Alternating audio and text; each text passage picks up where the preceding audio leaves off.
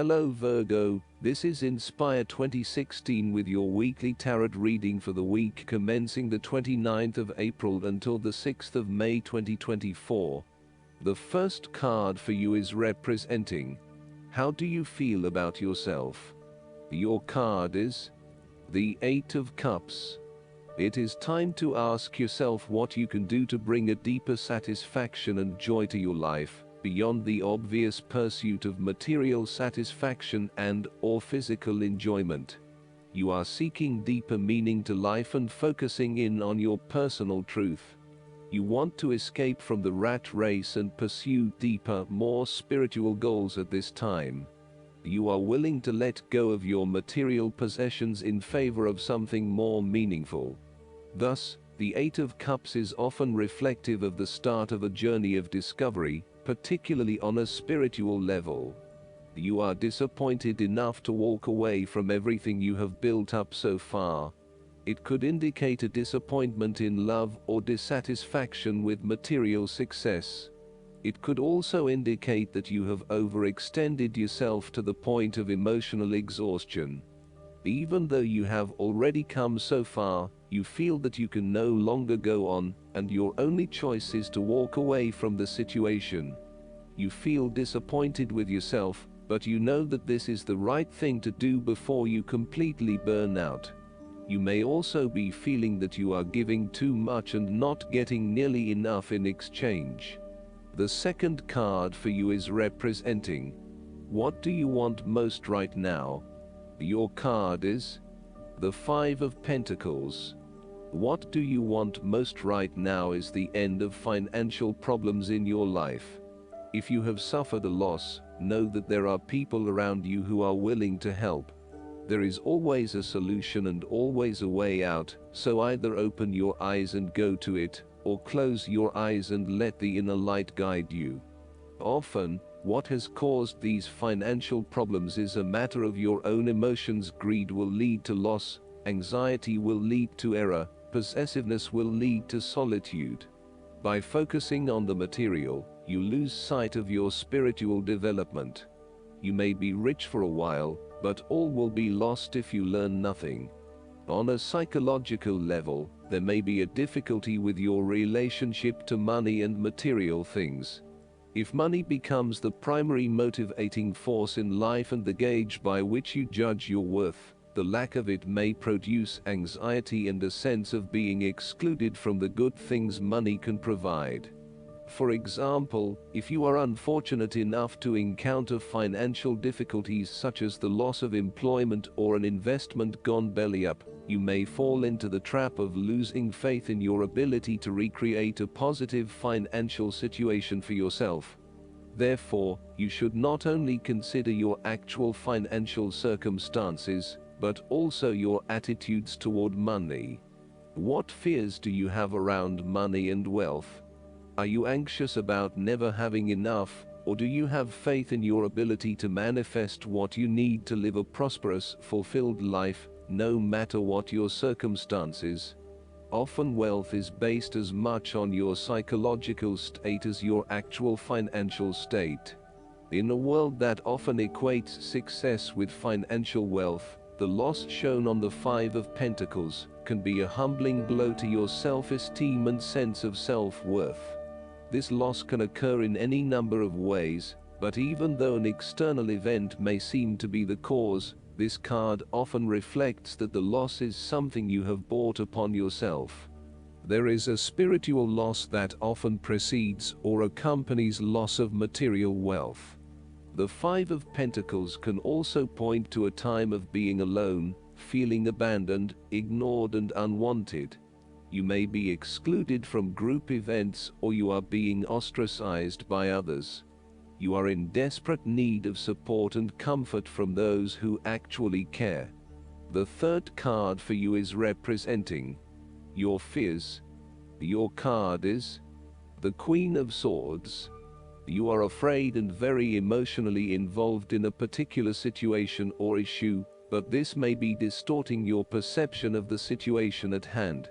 You need to use your head a little bit more to understand what is happening and read the signals more accurately.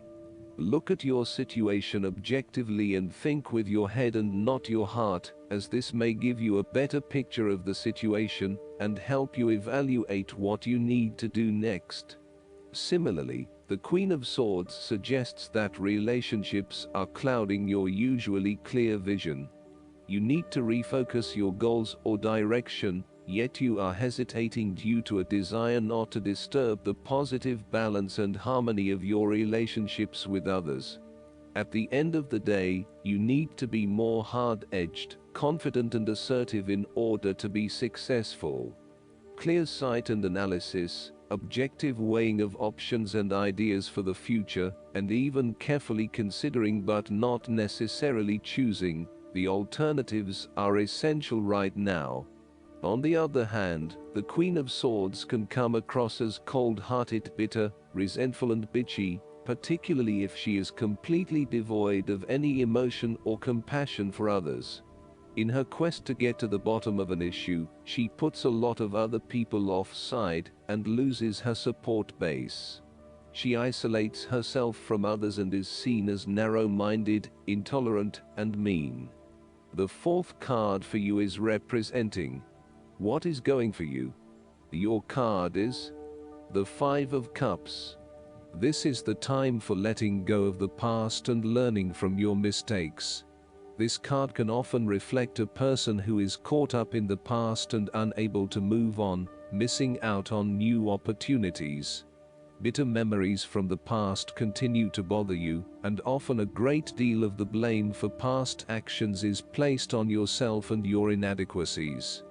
To some it would seem that there is no way out of this situation, but the tarot always shows problems on one hand and solutions on the other. Forgiveness and the ability to recover after emotional loss are necessary. If you are feeling disappointed by another person's actions and then find it within your heart to forgive that person, releasing yourself from the disappointment, you may also need to reassess your expectations that have led you to this disappointment. Were you expecting too much? Remember, too, that hindsight is much clearer than foresight, and present-day wisdom is gained from the mistakes of the past. Reflect on what led you to this point and understand what important lessons you can take from the experience. Even when things go pear-shaped, there is always something positive that can be gained by reflecting on the lessons learned. While it is true that much has been lost, there is still a ray of hope, because some of the cups in this card remain full and upright. You must not pity yourself when you find yourself in his situation. Instead of looking at the situation from a glass-is-half-empty perspective, look at it from a glass-is-half-full perspective. The fifth card for you is representing what is going against you.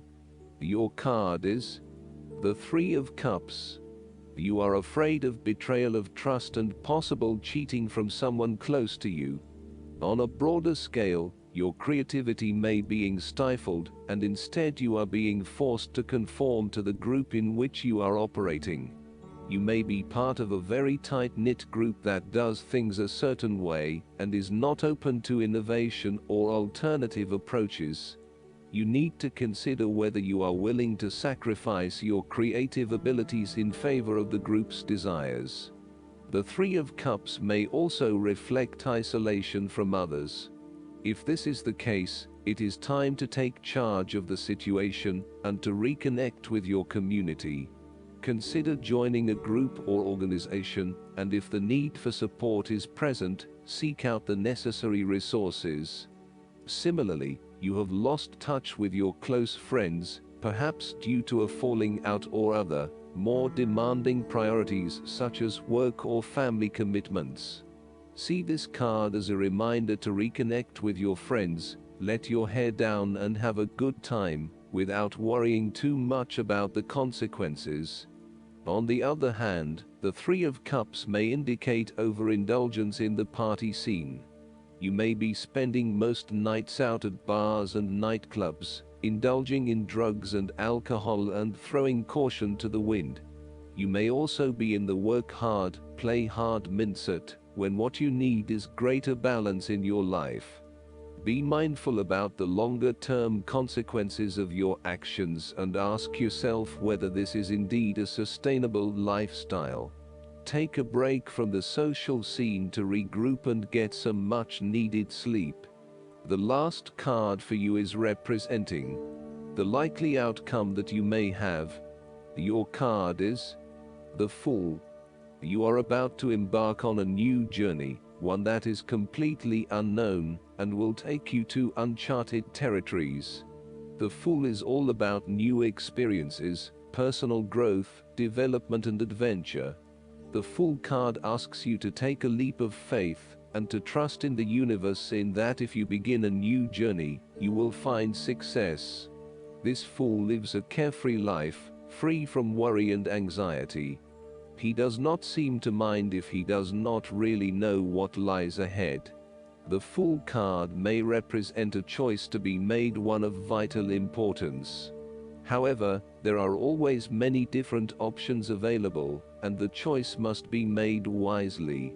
If you are facing a decision or moment of doubt, the Fool encourages you to believe in yourself and follow your heart, no matter how crazy or foolish your impulses may seem. This is a time when you need to truly believe and have faith in where the universe is taking you. The Fool is an excellent card to meditate on if you are experiencing a lot of fear in your life.